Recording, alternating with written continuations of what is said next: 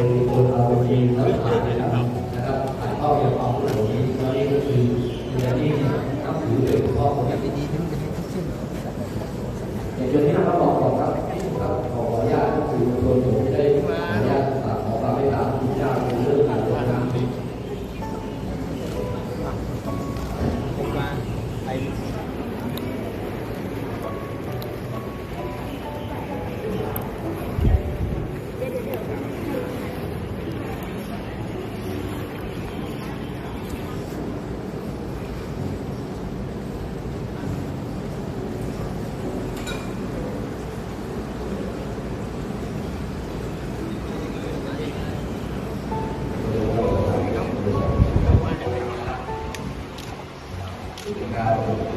ทางไป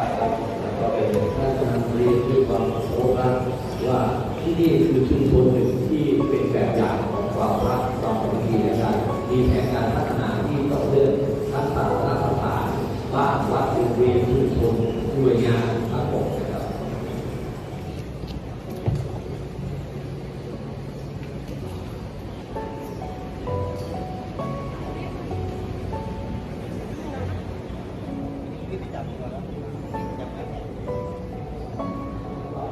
แต่นี้ได้อยู่ในจิตใจและเป็นพลังให้เป็นคนที่